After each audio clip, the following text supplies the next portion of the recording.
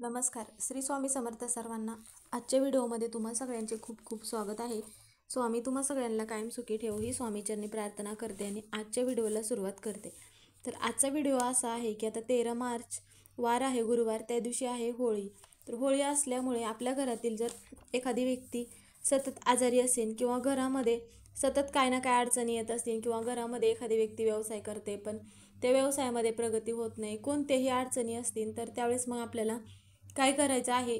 ज्या दिवशी आपण होळीच्या दिवशी संध्याकाळी ज्यावेळेस होळी पेटू तर त्या होळीमध्ये आपल्याला काही वस्तू टाकायच्या आहेत आणि मग त्या वस्तू आपल्याला होळीच्या अगोदरच घरी घेऊन यायच्या आहेत. त्या कोणत्या वस्तू घरी आणायच्या आहेत आणि त्या कधी टाकायच्या आहेत, कशा टाकायच्या आहेत, त्याबद्दलची सगळी माहिती आपण आजच्या व्हिडिओमध्ये घेणार आहोत. तर व्हिडिओ शेवटपर्यंत नक्की बघा. व्हिडिओ आवडला तर व्हिडिओला लाईक करा, चॅनलवर नवीन असाल तर चॅनलला सबस्क्राईब करा. आता होळीच्या दिवशी म्हणजेच की संध्याकाळी आपण होळी पेटवतो. तर होळी पेटवत असताना मग आज दिवसभर आपण काही आपल्या सेवा उपाय वगैरे करतो, त्याचप्रमाणे आपल्याला संध्याकाळी पण काय करायचं आहे. आता घरामध्ये एखादी व्यक्ती आहे, त्या व्यक्तीला सतत आजारपण आहे, सतत गोळ्या चालू आहेत, दररोज काय ना काय दुखतं वगैरे, सतत दवाखाना वगैरे करायला लागत असेल किंवा घरात अडचणी येत असतील, तर त्यावेळेस मग आपल्याला काय करायचं आहे. ज्या काही वस्तू आपल्याला घरी घेऊन यायच्या आहेत, आता ह्या वस्तू तुम्ही मग आता काय होतं की सोसायटीमध्ये असेल किंवा गावची एकत्र होळी पेटवली जाते, तर तुम्ही सार्वजनिक होळीमध्ये पण या वस्तू टाकू शकता किंवा जर तुम्ही घरीच जरी तुमच्या दारापुढे जरी होळी पेटवली तरी पण तुम्ही ह्या वस्तू त्या होळीमध्ये टाकू शकता. आता एक त्रास असेल तर मग काय करायचं आहे, म्हणजे घरामध्ये एकच जर त्रास असेल किंवा एखादी अडचण असेल तर त्यावेळेस तुम्ही मग एखादी वस्तू टाकू शकता किंवा मग घरामध्ये जास्त प्रत्येक व्यक्तीला काही ना काही त्रास आहे, घरांना काही ना काही अडचणी असतील, तर त्यावेळेस मग तुम्ही ह्या ज्या काही वस्तू आहेत तर त्या वस्तू घरी घेऊन यायच्या आहेत आणि मग त्या वस्तू आपल्याला होळीमध्ये टाकायच्या आहेत. तर यामुळे काय होतं की नकारात्मकता निघून जाते. आपण होळीमध्ये ज्या पण काय वस्तू टाकल्या तर आपल्या घरातील नकारात्मकता निघून जाते. तर त्या ज्या वस्तू आहे आणल्यानंतर काय करायचं आहे, घरातील व्यक्तीवरून म्हणा किंवा घरावरून उतरवून त्या वस्तू मग आपल्याला होळीमध्ये टाकायच्या आहेत. त्यामुळे मग आपल्या घरातला त्रासापासून आराम मिळतो किंवा त्रासापासून मुक्तता होते. म्हणून मग आपल्याला काय करायचं आहे, सगळ्यात पहिली गोष्ट म्हणजेच की पहिली वस्तू कोणती आणायची आहे ते म्हणजे खाऊचे पान. आता खाऊचे पान म्हणजे त्याला आपण विड्याचे पान पण म्हणतो. ज्यावेळेस पूजेचं साहित्य वगैरे भेटतं तिथे तुम्हाला विड्याचं पान सहज उपलब्ध होईल.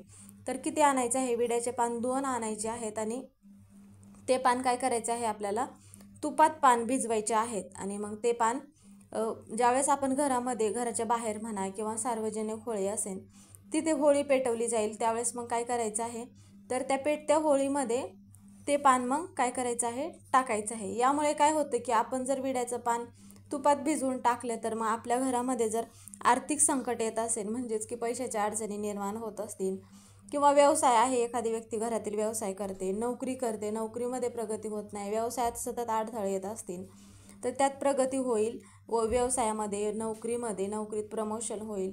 कर्ज जर असेल तर घरावरती तर तो कर्ज दूर होण्यास मदत होते. तर हा उपाय मग तुम्ही होळीच्या दिवशी ही विड्याची जी पानं आहेत तर ही तुम्ही टाकू शकता. हा झाला पहिला उपाय. तर दुसरा म्हणजे आता घरातील मुलांच्या लग्नाचे योग येत नाहीत किंवा मग जुळलेलं लग्न मोडत आहे किंवा लग्न जुळत नाही, तर अशा वेळेस मग काय करायचं आहे, 8 हळकुंड घ्यायचं आहे. आता हळकुंड तुम्हाला पूजेच्या जिथे साहित्य भेटतं तिथे तुम्ही हळकुंड घेऊ शकता किंवा तुमच्याकडे घरी उपलब्ध असेल तरी हळकुंड घ्यायचे आहेत. आता हळकुंड घेत असताना चांगले हळकुंड घ्यायचं आहे, म्हणजेच की खराब वगैरे झालेले किंवा तुटलेले वगैरे न घेता.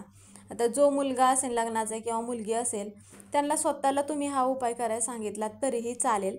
जर तुमचा मुलगा किंवा मुलगी स्वतःला म्हणजे स्वतः करण्यासाठी तयार नसेल तर त्यावेळेस मग आईने किंवा वडिलांनी जरी केलात त्यांच्यासाठी हा उपाय तरीही चालेल.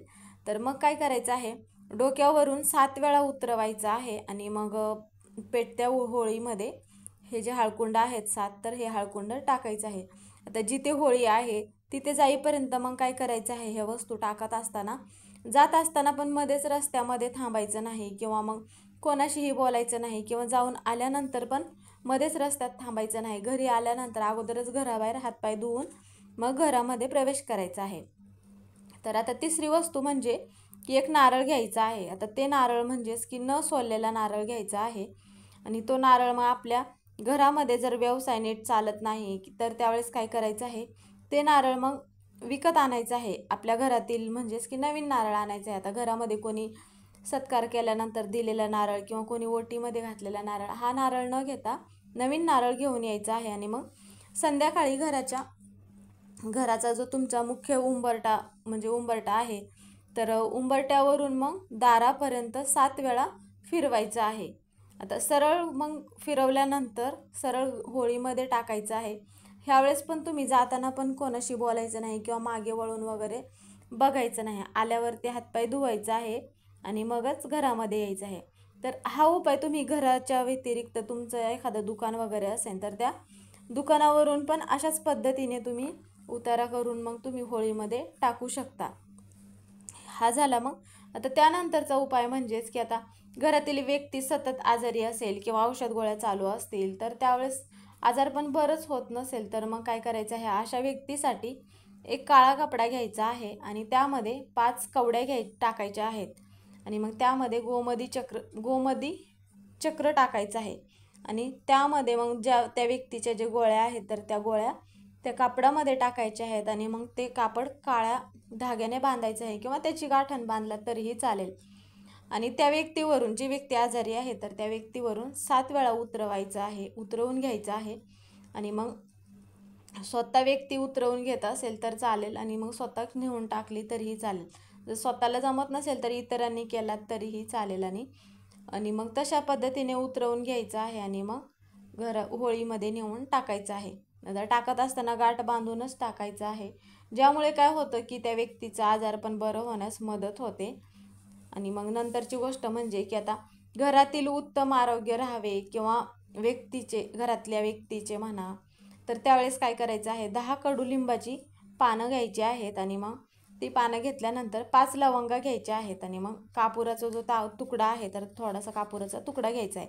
आता जर तुम्हाला भीमसेनी कापूर असेल तुमच्याकडे तर तुम्ही भीमसेनी घेऊ शकता किंवा मग साधा कापूर घेतलात तरीही चालेल. आणि नंतर काय करायचं आहे, मग ती जी स्वतःवरून किंवा मग तुम्ही स्वतःसाठी करत असाल किंवा घरातील व्यक्तींसाठी करत असाल तर घरातील व्यक्तींवरून मग 7 वेळा उतरवून घ्यायचं आहे आणि मग होळीमध्ये टाकायचं आहे. आणि त्यानंतरची वस्तू म्हणजे आता घरामध्ये धनधान्य टिकून राहत नाही, यासाठी मग काय करायचं आहे, मूठभर ज्वारी घ्यायची आहे आणि मग मूठभर गहू घ्यायचा आहे. किंवा तुम्ही मग त्यावरती काय करायचं आहे, एकत्र करून ज्वारी आणि गहू मग टाकायचे आहे. आता होळी जिथे आपण पेटवणार आहोत तर त्या होळीमध्ये आपल्याला ह्या वस्तू टाकायच्या आहेत. यामुळे काय होतं की घरामध्ये वर्षभर धनधान्याची कमतरता भासणार नाही. आणि नंतर म्हणजे आपल्या आयुष्यात सुख समाधान राहावे यासाठी मग चंदनाचा तुकडा घ्यायचा आहे. आणि जिथे आपण होळी पेटवणार आहोत तर त्या होळीमध्ये आपल्याला हा जो तुकडा आहे त्या होळीमध्ये टाकायचा आहे. तर ह्या ज्या वस्तू आहेत तर ह्या वस्तू मग आपल्याला आवर्जून पेट त्या होळीमध्ये टाकल्यामुळे आपल्या ज्या पण काही समस्या असतील त्या समस्या दूर होण्यास मदत होते. तर आजचा व्हिडिओ इथेच संपला. व्हिडिओ कसा वाटला कमेंट करून नक्की सांगा. कमेंटमध्ये श्री स्वामी समर्थ लिहायला विसरू नका.